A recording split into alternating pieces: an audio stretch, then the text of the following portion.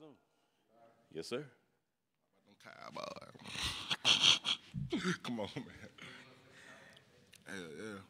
Joined now by Phil Mathis of the Alabama Crimson Tide. Phil, if you will, give us an opening statement about your excitement about this week's game against Cincinnati, and we'll open up for questions.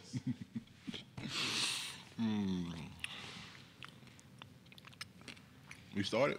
Yeah. For real? Yeah. Oh, what'd you say again? Give us an opening statement about your thoughts on your excitement about playing on Friday, and then we'll open up for questions. Man, I'm happy to be here with my teammates. We enjoying our time here at the Cotton Bowl, and we just getting better, as the week come, preparing for the game, and we're going to take it day by day, enjoy our time here, but also we're going to get that work in. Our first question comes from Joey Blackwell. Hey, Phil, you kind of held things together on the defensive front for Alabama this year, and Jordan Battles kind of held things together in the secondary. But how has Henry To'oTo'o kind of held everything together in the middle of the defense as kind of the on-the-field signal caller for you guys? Henry, he like the captain of the ship. So, if we don't get no call from him, he'd probably be asked out. we out of place. So we all out of place. So, once he give our call, he give him the signal out in the call, and we get the rolling from him. So he play a big role in his defense, and he's a great leader. Got a great mentality of football. I love him to death. I'm glad he transferred here. You talk about a guy like Henry, and also with Jordan. What does it mean having guys that are confident in the system that you go to battle with every day?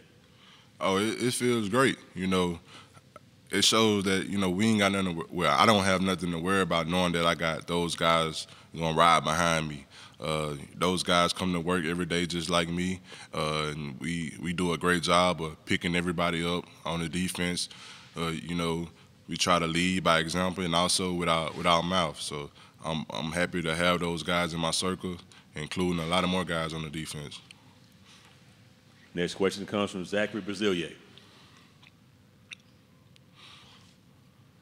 Phil, what do you remember the most about Jerome Ford, and kind of how do you think he's improved just watching film?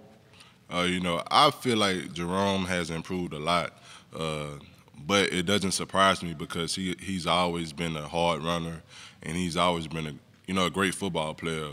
Just being here as his freshman year and like that. So, he's always been a great guy to be around. He's real cool, and I'm happy to go up against him, on a different sides. Next question from Skylar Dixon.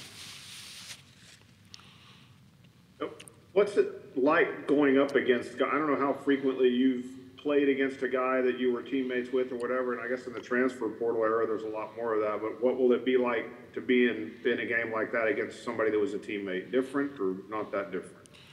I don't think it's different. Because for me, I practice against Jerome in, spring and fall camp, so I'm pretty familiar, just playing against him. But, by him being on a different team, I feel like, once you family, and but we going to war. So, after the game, I see him. I win or lose, hug and dap him up. That's still my family, and I always remember him as one of my brothers.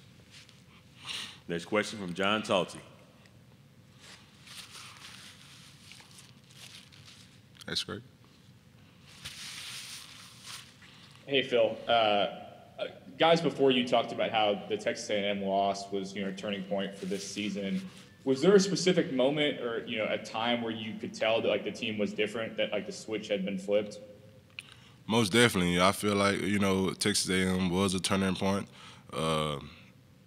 It showed a lot of guys, how it feel to lose and, how it feel to be down. So we got that experience early, so we know how it feel to be down and out the world, against you. So you don't want to feel like that no more. So, we just took that as motivation and tried to get better every week. We still had battles that we had to fight, but we overcame and we stuck together as a family and got through a lot of things. And I think that would make this team so strong that, you know, we fight together no matter what. Next question from Paulo Ugedi.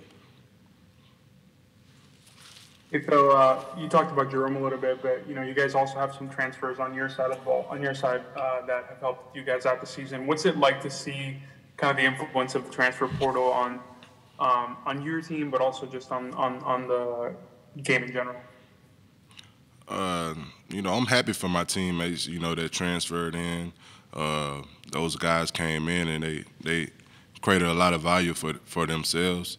And I'm just proud to say, you know, they're my teammates. And, you know, no matter what they go through, I'm gonna always be here to support them, you know. That's all I really have to say about that. Next question from Chris Vanini.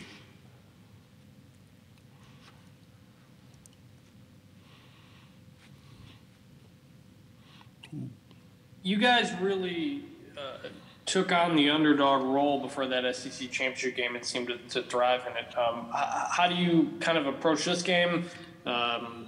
Being a favorite is not something you think about, but how do you try to find that same type of motivation to be the underdog?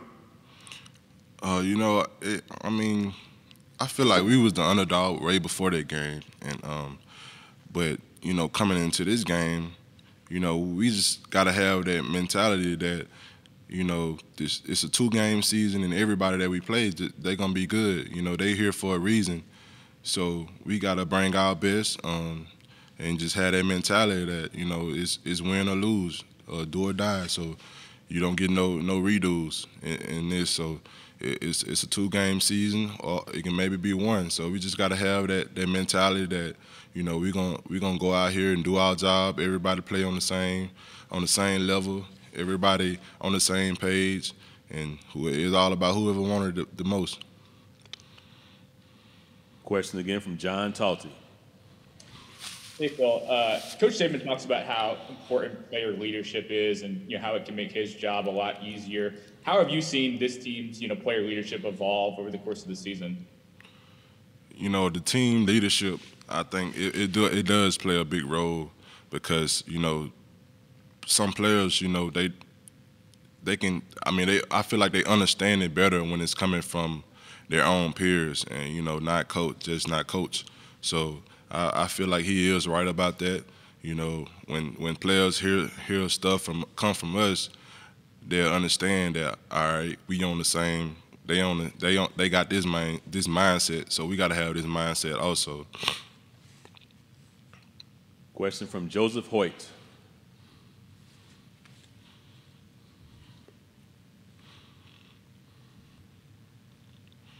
Hey, Phil, this is Joseph Hoyt from the Dallas Morning News. A lot of the talk with Jerome is the fact that he's been able to get opportunities at Cincinnati and kind of run with it. I guess in your experience as a defender at Alabama, you know, how deep and talented is this Alabama running back field year in and year out? And I guess how competitive and hard is it to earn opportunities in a backfield with so much talent? You know, like I say, man, Jerome always been a great runner, and, you know, he had to do what he had to do to, you know, he had to make his decision on what he wanted to do. And like I say, I'm happy for him. I'm happy for his success at Cincinnati.